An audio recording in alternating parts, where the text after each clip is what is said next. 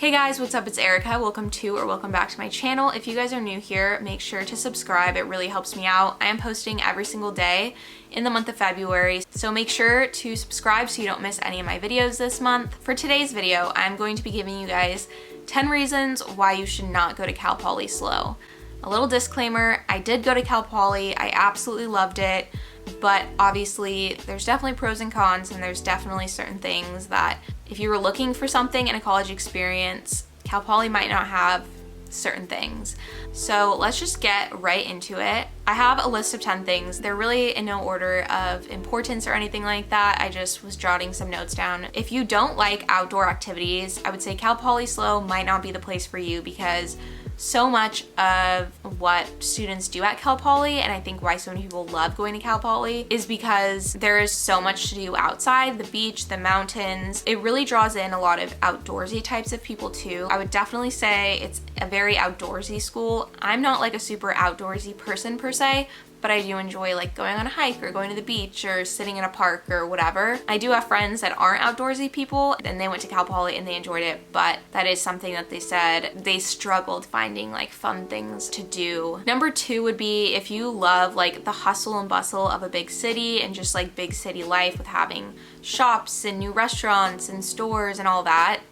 That is not what SLO is like. SLO is a very small, quaint town, and I loved going to school in a college town. I think it's so fun to go downtown and go to the bars, and it is just filled with college students. And so if you're really looking for like a city to explore, SLO is super cute, but it'll take you about 6 months to a year to like experience the city. Another reason Cal Poly might not be the place for you would be if you are looking to go to school in a city that you want to live in after. SLO is basically filled with college students, retired people, and like the occasional family. There's not a whole ton of industries there. There's definitely not like a ton of job opportunities when you have like the Bay Area and Los Angeles so close.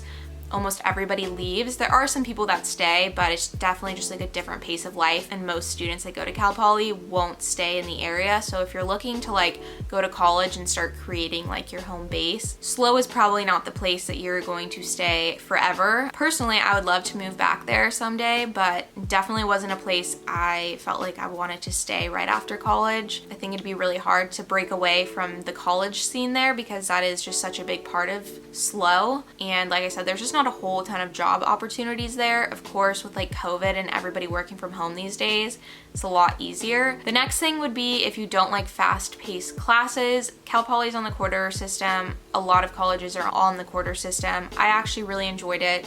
It doesn't necessarily mean that you're gonna have to learn everything like faster, but in some ways like things will be condensed a little bit more. I personally enjoy the quarter system, and I like having faster paced classes in the sense that if I absolutely hate a class, all I have to do is endure 10 weeks of it, and then those 10 weeks are over and you're just like on to the next one. Definitely it could be stressful, and it can be a lot. If you're sick for a week, it's like a big portion of school and what you're learning and everything. I don't say that to like scare people about saying that Cal Poly is just like super fast paced, but I do feel like tests and projects are just like crammed in a bit more because there's just a shorter amount of time to fit it all in. The next thing is the lack of diversity on campus and in SLO. It is really not a diverse school or a diverse town. I do think that it is slowly changing, but compared to the rest of California, and especially like San Francisco and Los Angeles and just those areas, it really lacks diversity. The next thing is that if you are coming from out of state, it is expensive and somewhat difficult to come in and out of SLO, or even if you're just coming from like way north or way south of California. Almost everybody that I know that went to Cal Poly grew up in the Bay Area or grew up in like the LA, San Diego area, because it is a great school to drive to, but probably about 5 years ago they did update their airport, so it's a little bit easier. I think you can fly to like Phoenix and Seattle. It's definitely expensive. And if you're coming from a further place, you're definitely gonna have a layover or two. So if you are coming from a far area and you think you wanna go home a lot, that could be hard. You'd have to maybe drive to like Los Angeles or to San Jose to fly out of to get a direct flight if you didn't want to do layovers and stuff. The next thing would be that most students have cars. My first 2 years, I did not have a car. They do have a good bus system, and it was like really easy to navigate. And I think with my Cal Poly card, I'm pretty sure it was free to ride the bus, but I would definitely say almost everybody I knew by the time they were in their 3rd year had a car.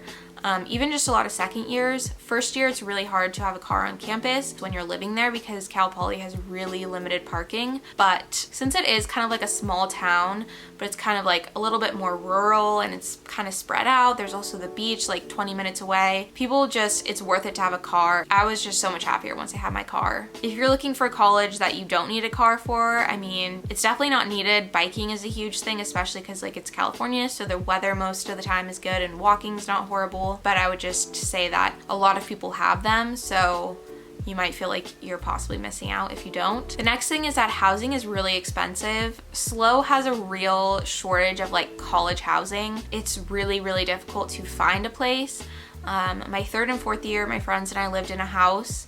It was a 3-bedroom, 2-bath house. It was like decently sized. We had a nice backyard. It was about a 5 to 10 minute drive from campus, but then we also had to pay for parking on campus, so that was expensive. We paid I think around $800 or $900 each a month to live there, so that's pretty expensive. My sister lived in a house that was a lot closer to campus. For some reason they had locked them in at a really low price, so she was super lucky. Her place was around like $900 also. If you want to live close to campus, like walking distance, I think the prices would probably be over $1,000 for your own room, which is a lot for a college student to be paying. The next thing would be, it would definitely be hard to meet people who don't go to Cal Poly, just because SLO is so much just like young college kids, that if you felt like you wanted to make friends and meet new people that didn't go to school with you, that I think would be difficult because most of the people in that age group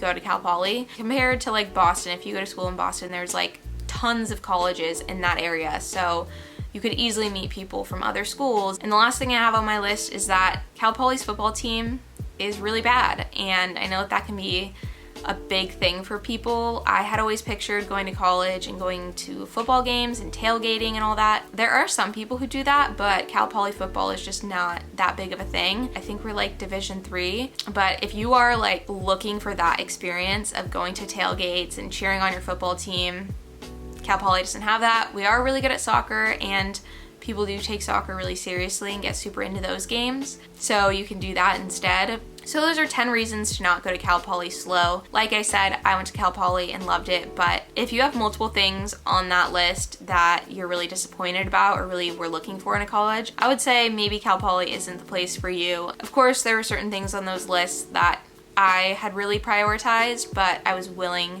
to give it up, like weighing the pros and cons. Feel free to reach out to me on Instagram or on YouTube if you have more questions about Cal Poly. I hope you guys found this video helpful. Thank you guys so much for watching, and I will see you guys tomorrow in my next video.